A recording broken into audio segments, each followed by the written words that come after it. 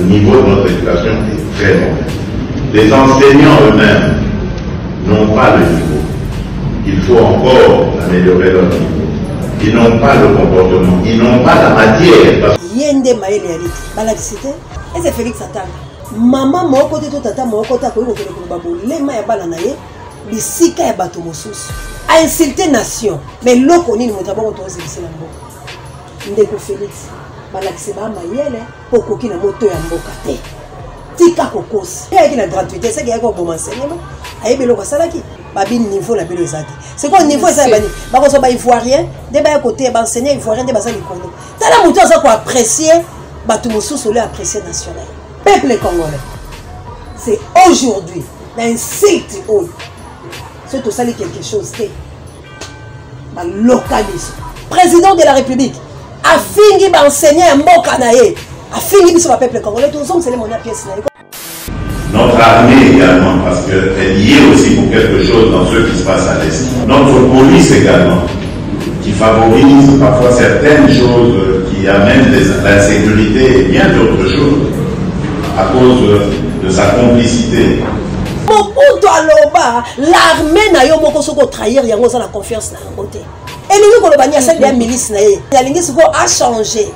C'est qu'on manque à confiance dans l'armée congolaise, les policiers, les soldats. Tant que biso to bima poto bunde tumba de délivrance na bino, oye bazo sangwisa bino na les garants numéro 1 na bino, à rendre bino ridicule, azo foutre bino malamu te et pour le bifo vous êtes complice. Yé a quelqu'un négocier na ba rebelle. Solution ezawad. A okabamboka pour yatika en alliance na ye. Félix Azajuda, ça n'est pas dévoué par interdit. Vous croyez qu'on protège l'intérêt de la nation congolaise? Non, il est là pour nous tuer. Parce qu'il habite en Rosson, à Bazo, Nico Mayengele a aussi baisse. Qui a zonga, il faut une actualité pour diminuer les sources. Président Fayou, il a été appelé conscience. Azoluka Froment, je pas un président Eli Poison à la top. Je peux mettre Nico Mayengele, retirer ma camo au lobby, et ali bien et puis nous avons la cadre et à la mouka. En tout cas, bon pèse à Nico Mayengele, suspension. Le président Eli Martin Fayou m'a dit, il a été député de la République démocratique du Congo. Mouzid, il a été premier ministre. Donc il n'a pas eu Mouzid dans chef naïe. Donc on compare politiquement. Attendez, les Mouzid ont candidat à Fayou, parce que Mbok est occupé. Bango pesa ka bango te soki to bundite. Bango de bazo ki mabitumba. Bazo linga ba une élection pour ba kabola gâteau ba ke na ba processus. Babi oya ko attaquer. La muka e panza la nziane, mutela ba ko financer. Mais na ndimite ke mettre Nico ba opese loko. Président Eli na ba qualité na ye na zo ta ko sola na ye. Il n'est pas un homme comme ça. Te yazaka ba sankarate. Loin de lui, c'est quoi nani de face à candidat. Par rapport à quoi? Il y a Nico ça na mikanda nini. Oh l'accès bango ke candidat ni ki face à la président Eli. Ta mukanda ni. Est-ce que Nico Mengela abundela candidat ni auto perdant tu le ba kufa lelo. Avec beaucoup de respect on a les vraiment mettre Nico Mengela à décevoir. A dit le bimisa baliki mon emploi.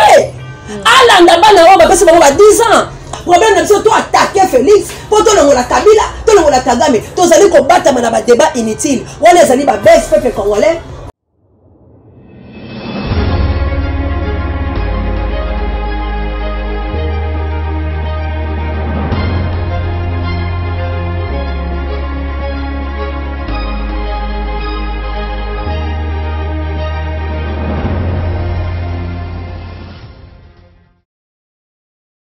Bozali est belé partout dans le monde entier. Besoin de plus claire télévision, la chaîne qui vous informe en temps réel, surtout na kati ya vérité. Mbote bandeko balanzi pa ebiso so bino.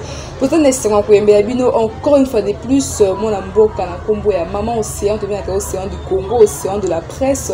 Na eto ko so la mboka na biso République démocratique du Congo parce que boyebi une émission na bino vérité de tous côtés. To so la mboka sur le plan politique, sécuritaire et social. Na mkwale to ko mingi na oyo mokonza mboka Félix Tshisekedi ayebi koloba na ngambu ya Côte d'Ivoire esika azalaki na mobembo tokoba pe ozele kabon na kati ya Lamuka. Qu'est-ce qui se passe entre son excellence Adolphe Muzito na le président Martin Fayulu toki ba nungu na émission ya moka ba commentateur à Lamuka toko le bien on dété na kati émission na sans plus tarder na pesa n'est pas maman Séon pour na pesa maloba mbote mbote maman journaliste.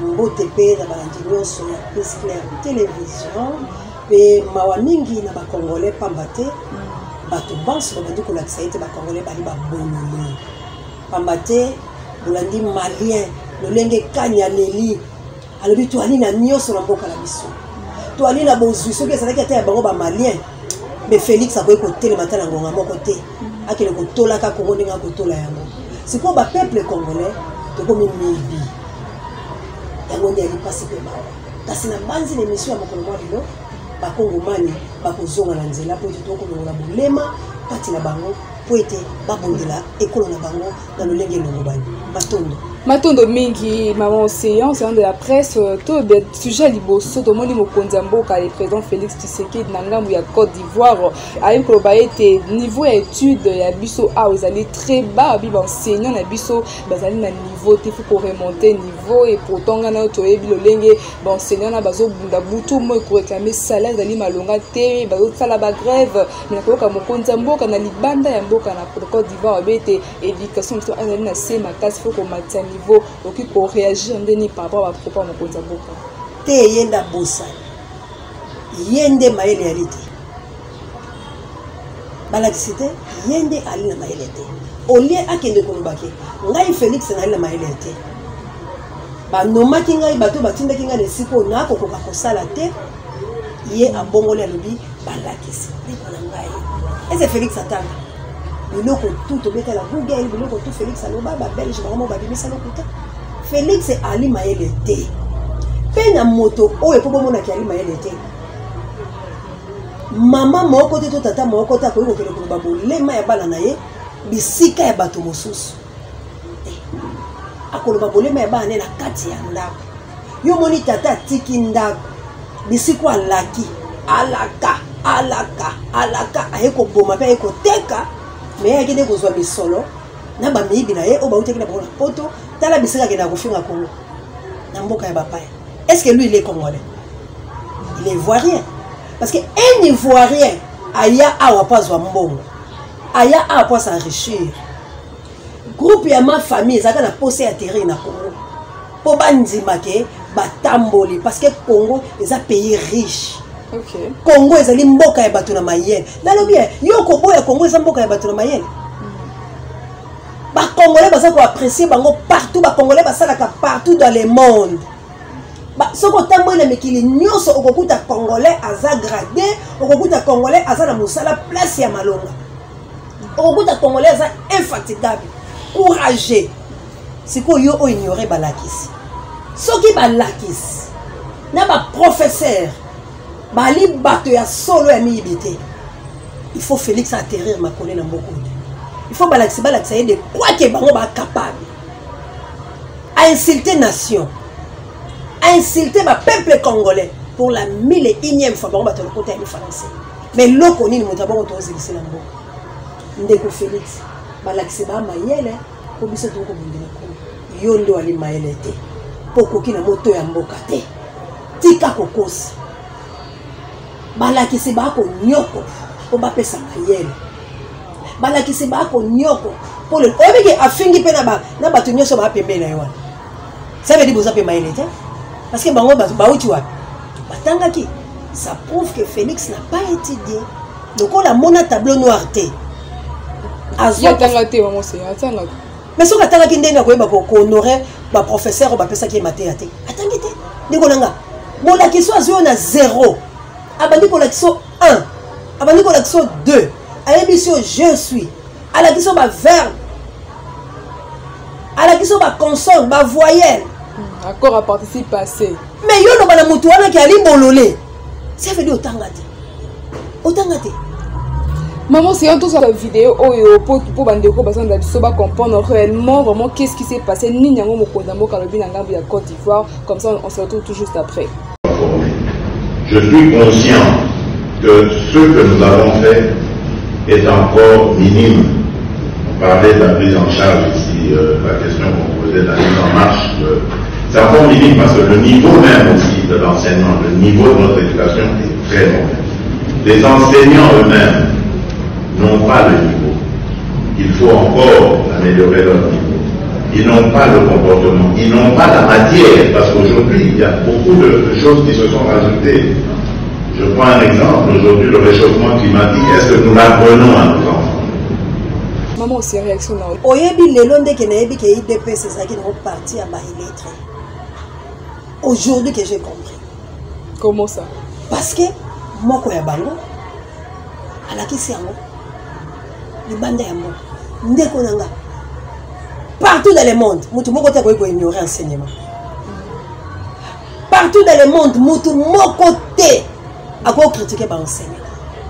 Et loko ba ko tombo loko enseignement te boya ki na gratuité c'est qu'il y a ko bon enseignement ayebi loko salaki tanga lo ba gratuité ayebi ke ngai na ko bimisa oh chocho ingénieur chocho là où tu es que Dieu vous bénisse Likambo ya CV muta IDPS ingénieur chocho c'est sonine aloba likamba CV alobi na IDPS balinga CV te IDPS balinga classe te balinga CV te soko tanga na IDPS oza mutu te bako ignorer ingénieur chocho la za ba vidéo so ba continue aussi na luka ona bimisa aloba CV so ba beti na Google ba okuta e lokola tanga mingi aza licencié a oza na place te yango ba ndako luka ye yango ba ndako menacer ye pona nini a réclamer musala oya sala na IDPS basala ba carte wana basala ba nini mbongo ti lelo bafuta te bato bazala calciné o ba travailler na ye ba famille na bango bana na bango basoka mbongo te na zo mama moke sima poto koma na likambango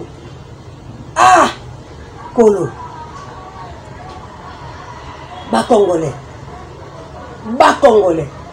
ba enseignant na valeur on la pesa na passion na moni Florence nga za na zéro Florence comme on ba français mais aujourd'hui babi niveau la belo ezaki c'est quoi niveau ça bani ba ko so ba ivoirien de ba côté ba enseignant ivoirien de ba za likolo tala mutu ça ko apprécier ba tout mususu le apprécier national. Est-ce que vraiment Félix Atanga, est-ce que Félix vraiment veut comprendre ma Makambo, peuple congolais?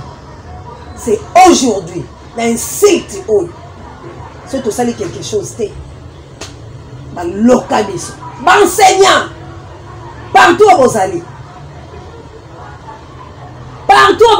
professeur, on vous a insulté, na Félix, il y a beaucoup de bon mamboka, à la gratuité, il y a beaucoup de bafou enseignement. Vous allez copier la bande de collègues. Et aujourd'hui, le bien tout. Vraiment, papa Tshisekedi. Papa Tshisekedi, mémoire n'a pas bafoué la République démocratique du Congo. Tala yomoko. Oh, patu bakoufa pe bamonaka. Tala yomoko. C'est la honte de la République démocratique du Congo. Mais n'ayez loko. Le peuple congolais va aux ça. Enseignant va aux ça. Élève va aux ça. Étudiant va aux ça. Mais on finit biso nyoso. Ça va être congolais ba maël parce que bateau ba pesi biso maël bangwala. C'est quoi Félix a fini biso. Photo song c'est là mon pièce na ye. A fini biso président de la République. A fini ba enseignant mboka na ye. A fini biso ba peuple congolais tout song c'est les mon pièce na ye. Ko banga te mikolo tout song ça.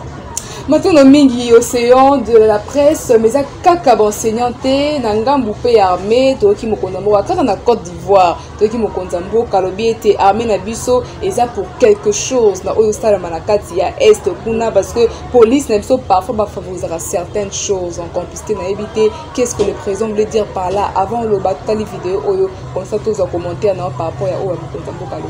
Pour faire toutes ces réformes, dans la justice, dans l'armée, dans la police, et ça va venir encore.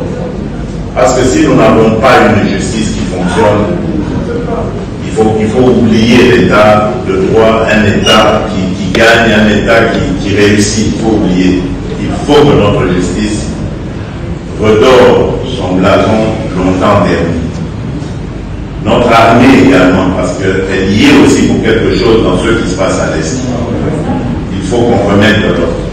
Notre police également, qui favorise parfois certaines choses, qui amènent l'insécurité et bien d'autres choses, à cause de sa complicité.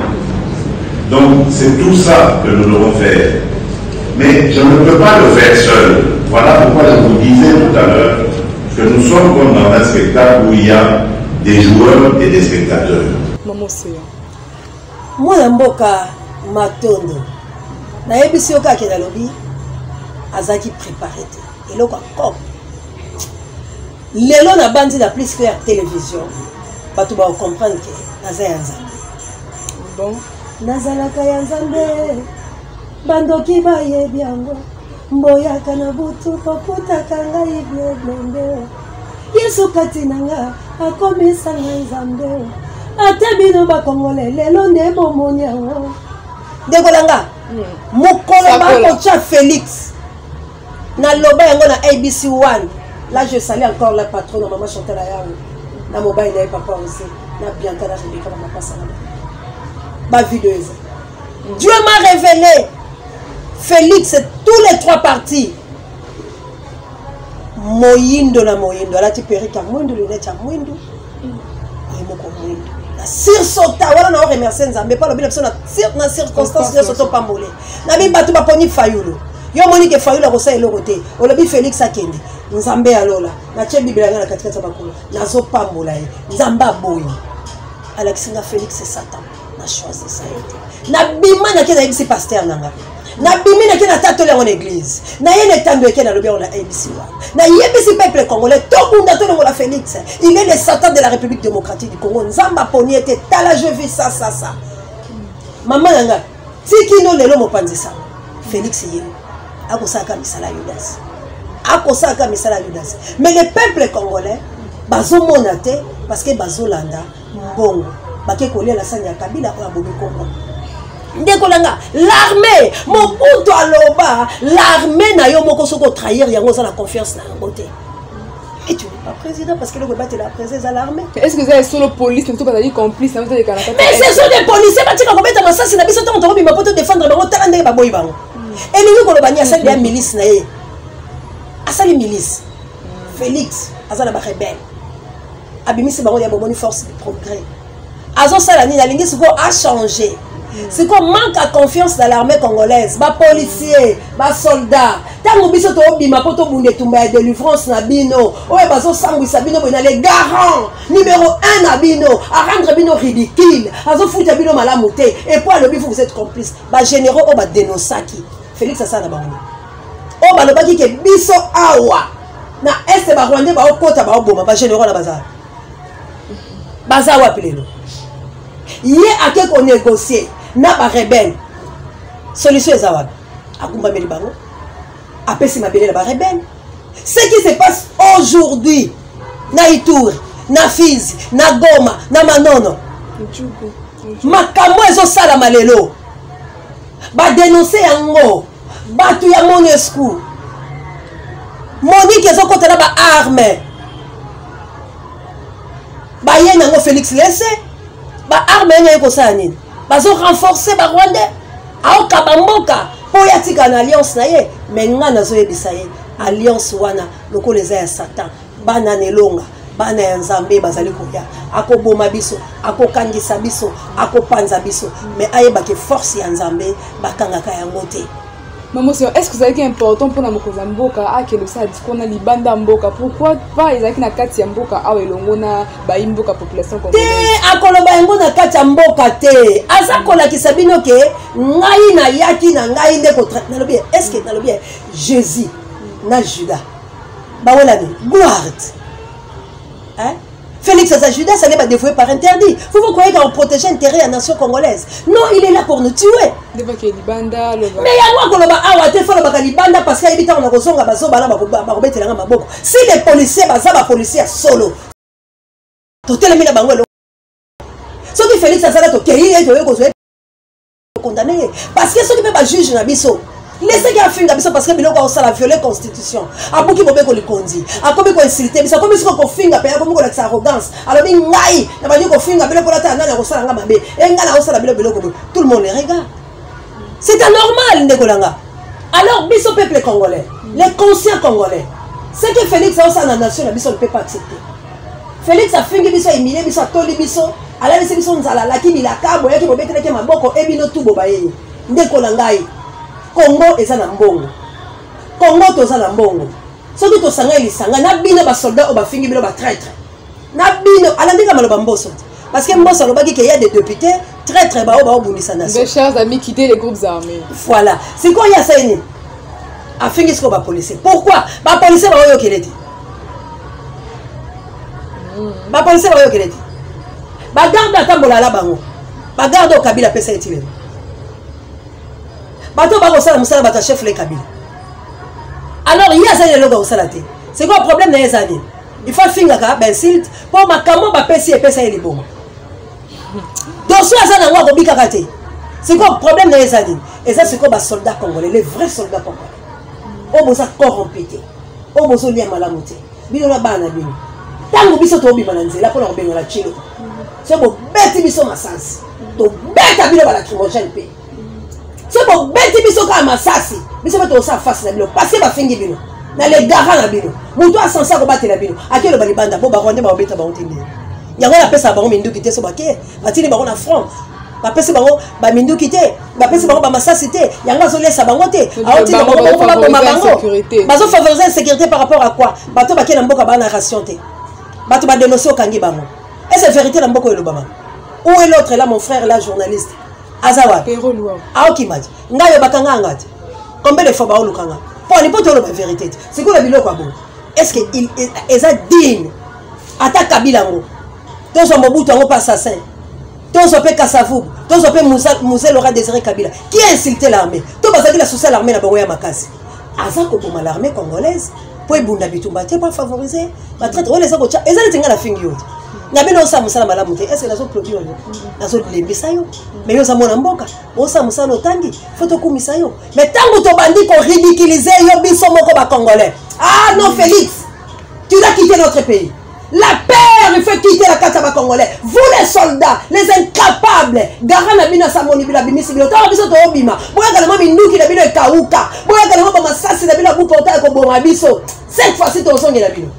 Matondo mingi cette fois-ci, bokotozo ya bino ba propos ya maman océan par rapport à réaction à Mokonza Mboka na libanda ya Mboka na Côte d'Ivoire, non seulement lobby éducation était très bas mais à lobby lipé aux ali bon ba policier bazali bon koyeba aux ali ko na kati ya est ya Mboka na biso maman océan to kota muke na ozole kana entre la muka to bien ozo ki bazal langage mon côté to pe langage mon côté zo lobama entre le président Martin Fayulu na son excellence Adolphe Muzito to landi moko ya ba communicateur ya la muka na kombo ya maître Nico Maingele na plateau moko ya moka ba pandisa na kombo lui France ko lo tenir ba propos était musique totali les plus médiocres ko be azali mal azali penza te donc à tenir ba propos moko vis-à-vis Adolphe Muzito na ko ba était en ce moment si Adolphe Muzito totali coordonnateur ya la muka pour comprendre ni na réaction à maître Nico et le koliboso mwana mboka matondo na yo ezali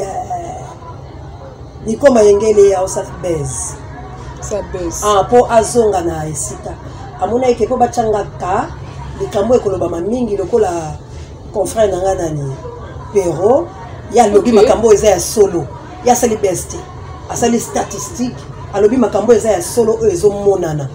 Mais yesiko lokola hein assez asilaki azate na histoire omoni mikolo histoire za mona mayele ale bolojwa na parti les battes pour tous ceux qui est ensemble pour la kolinga le lenga comme to libérer Congo alors alingaki azonga il faut une actualité moko et diminuer les sources vraiment ngana zaka na respect mingi pa na ye parce que azala mettre nanga na makambo sur la salade mais je doute fort que la qualité na ywana encore le babo na coordonnateur à la moka si vraiment président Fayulu, il a interpellé conscience.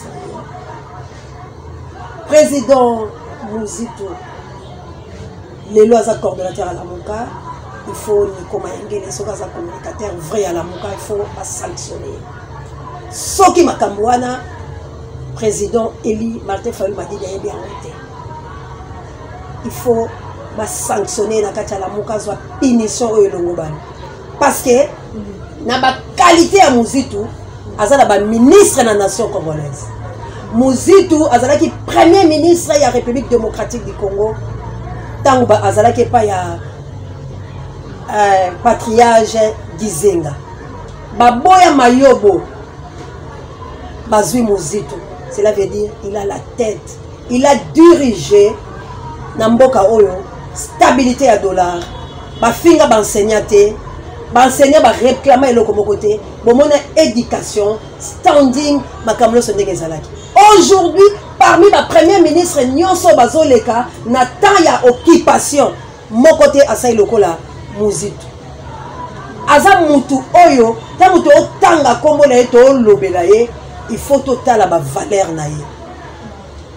Et puis tango ba ye na kati ya lamuka tango baza ensemble ba osala musala na bango omoni ba vautour ba kendaki batikali ye na Martin Fayulu Madidi le président Eli baza soumis na lobaki likambo oyo que naza eugle envoyé en Zambie pour na koya kopesa liseko ya Congo tango na bana kopesa attention na lobi nani akobeta ntembe na onga na zali na banzi batu bakofinga po soni parce que Jésus ti lelo batu bafinga kaya parce que bayebi ete bayebi valeur na ete batu bakofinga mais ça soni malobo na lobi yango na bana ko ba y a un danger guerre ya leadership ndeko na ngai bomba dazoye biso ke soki ka ngana to bandi ko welana na lingi ngana la kiso koma na zali yo po lingo yebisanga koma na zali ndeko na ngai loko ane bebaka. Président Eli Martin Fayulu Madidi, il a été député de la République démocratique du Congo. Mouzitou, il a été premier ministre. Donc il n'a pas Mouzitou Azaki chef naïe. Parce que Mouzitou Azaki n'a gouvernement. Donc on compare bangote politiquement. Bah c'est soutenir. Donc on est difficile à tabongote. Oyaza mayele la bisika na niveau basaï. On se comprend parce que la Kachamboka va servir nation bango solima. Mais aujourd'hui bato bazolinga balia mbongo ya Kabila tindi bato po ba déstabiliser la muka parce que la muka a été déstabilisée depuis tant bato balongwe. Boyebi comment ba Moïse Katumbi ba s'acharna na président Eli biso to répondre bango Bemba akenda plus de kolobake mutu oya mabeko leka la kati la muka za Martin Fayulu Madidi to ataka Bemba. Alors président Eli Fabo Eli kambo po Bemba bimana raison te. Parce qu'aujourd'hui, Batou Bakopesa Bemba raison, Bakoloba que président Elias a le quoi ouer ensemble à Tinda Basankara. Mais attention Sankara Balou que la ouer ensemble. Alors les Cambos le président Elias a une quantité. Bah on linga siko ba salir yé pour l'indépendance Mouzitou Bakabola. Le quoi Mouzitou a le coordonnateur ya la Mouka pour le moment. Il faut dire comment il y a la sanction. Et puis président Martin Fayulu m'a dit défendre Dimango. Pourquoi la zone Bruno a ça la émission mon qu'on a réaco. Nanzela ya ndeko nanga mon mère. Nzamba pambolo place aux allez pas tatana au sango la maman nanga. Émission wana et tout ça président Eli personnellement. Mais Bruno soki to soki émission atanga comme président Eli. Ba propos na ba to ba mona ikazolo bela yango président Eli. Directement président Eli tango ebisa ki ndeko na ye. Blanchard Mongomba, félicitations encore place aux allées d'éducation na yo. Ba suspenda Bruno Mimbe. Beba loba ba koki koyamba eteni na ba réseaux sociaux na ba télévision a engagé nouvelle élanté jusqu'à la nouvelle ordre. Ba benga mona mère tatana osango ba bi longola émission wana. Elle kate tatana bi na sala ba bi longola yango pe na ria ko ba longola ka émission. Bravo na nouvelle élan d'éducation. Alors to sengi boy parce que Congo ezokufa bozo mona ndeni Félix a trahi biso. La muka lelo na division au le monde entier ba moni est déstabilisé. Et ça, le Christ est parti. Le peuple, c'est Maître Nico Abi, le président Adolphe Ntito a contredire le président Fayulu. Tu n'as évité par rapport à quoi? Naïbité. Les corbeaux et les renards. Maître Corbeau sur un arbre pêché. Tenez à son bec un fromage. Bonjour, monsieur Di Corbeau, que vous êtes jeune. Azoluka fromage, pas un président Eli Poisson à la top. Non, président Eli Alingamote. Nga naïbi, président Eli. Na ba qualité na ye na zo ta ko sola na ye. Il n'est pas un homme comme ça. Te ya za la ba sankarate. Loin de lui, il est un télo. Yemo pas bi ke abi la mukate azo engager la mukate yemo ko ba propos na yemo pas tant que mettre. Non mais pourquoi engager Fayulu? Pourquoi s'engager Fayulu? Na lobi tangu bazala ki bango nyonso na kati la muka. Opekisa ki Bemba aloba acha candidature na tant président. Bako pekisa Moïse Katumbi acha candidature na baloba na charte na bango bo. Na kati ndenge basangani na kati wa parti politique na bango chacun akoye ko sala makambu na ye privé. Mais tango comme likambo ya engagé bango la muka il faut bango so basani basangani. Donc epekisité président Mouzitou en tant que nouvel élan à la candidat président de la République. Ya bilité à cause de candidat la muka te au moins candidat nouvel élan. Na lobby si ko nani de face à candidat. Abi bon candidat bon ça unique Martin Fayulu. Par rapport à quoi? Nana pesi bango candidature wala unique. Ya ni quoi ça na mikanda nini? O la kisi bango ke candidat unique face à la président Eli. Ta mukanda ni. basanganaki peuple nde basalaki yango échoué. Candidat unique biso to perdre. Est-ce que Nico Mengela abundela candidat unique auto perdre ti lelo bato bakufa lelo. Na lobi combien de bato ba na boloko. Avec beaucoup de respect on a lingaka vraiment mettre Nico Mengela à décevoir. Aki lobi misabaliki mulopwe. Alanda bana o ba pesi bango ba 10 ans. À peine si vous avez un bateau. C'est comme vous savez, avocat, il y a la mouka et la canine. Pour bazo kanga bateau, il y a la mouka. Oh, babimi na musala. Bazo kufa, tozo koko kunda. Bago te biso to kenarase ba pesi mbongo finga. Ba pesi mbongo que c'est l'émission. Mbongo ya poto ndezo bebi sabiso. Alors c'est comme la Kabila. Là, ba rwande ba tche grosse somme. Babi oya ko attaquer. La mouka est panzala na nziane. Mutela ba ko financier. Mais na nzimite ke mettre Nico ba opesi loko. Franck Dionga sala bongo. Bata Franck Diongo lelo bazo yebisa musitu ke voilà eloko to yebisa bino fayu le monde eloko to yebisa la bino bozuye afini Franck Diongo bien bon ba ofinga bino mwana libebi. Mais moi c'est parce que le président de la Fondation doit boire qui n'est qu'au sangana bloc patriotique ne site ne leki yango ande bimisi ba révélation ne so mettre Nico lobi ndeko na ngai maître Nico ndeko so benga ewana asa moto la mayele a expliquer biso bloc patriotique a expliquer biso yango ba garde fou na mwezani juridiquement bloc patriotique. Et c'est la personnalité juridique. Bloc patriotique, ils allaient ensemble. Les mots qu'on a battu à l'Okuta, au baso lingaba zongi samabena Congo, occupation régnier. Il y a des gens qui citoyens qui battent le longo pour ne pas revendiquer le droit à la banque. Donc on peut qu'ils soient citoyens pour te continuer à mourir dans l'Okuta. Ndeko il y a propos au président de la République à tenir la nation. Est-ce qu'il est président du Congo? Moutako finga biso peut-être ndé ba critiquer biso lelo, ndé ba malé ba critiquer biso mais ba comme ko interpeller conscience na biso. Pourquoi ba boy ba propos oyo président du Congo à tenir ango na libanda ya mboka. Ba boy ba propos oyo ba boy biloko ba osala. Ba boy ke mboka na biso ezo occupé. Ba yebi ke fol fado à sala prophétie. Alors bien l'Afrique est la forme la forme à revolver dont les gâchettes se trouvent au Zaïre de Mobutu. Ba yebi ke ceux qui ba congolais ba télé ba so ba robika. Mais comment les Congolais tiennent le mettre gâchette, les Nigériens, les bêtis, les biloko, les bêtis. Et le Congolais, ils ont sangé. Bloc patriotique, ils ont la personnalité juridique. Bloc patriotique, ils ont servi le peuple complété. Bloc patriotique, ils ont ébouté l'eau. Il y a des miibi. Ébouté l'eau, il y a des bateaux, il y a des occupation, il y a des bateaux, il y a des système. Il y a un biso total qui a un sur la musique. Tout le bito, on dit bloc de Kolanga. Musique doit vivre la Kabila. N'a révélé et le comment de Kolanga. Bon. On a vu les longs aux alliés. Félix, à Luka Musique. Ah bon? C'est Mouzito Andimi. Félix est le premier ministre. Mouzito. Mouzito a zo boya yango na lolenge moko ko sakalate. Parce que ngandenge na zabo na kota kabisika lo sobango baza mutoki mangai te.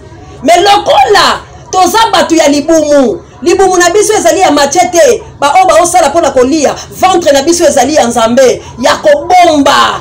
Toza ba mama to memi saki to bundele kolo to lingi ko panza pokete. Mouzito alobi na okende te pona trahir Fayulu te. Parce que azande kolanga. Nazali koyebisa ata lelo batu bazolo baso na quel bateau magique. Soki lelo batabwani.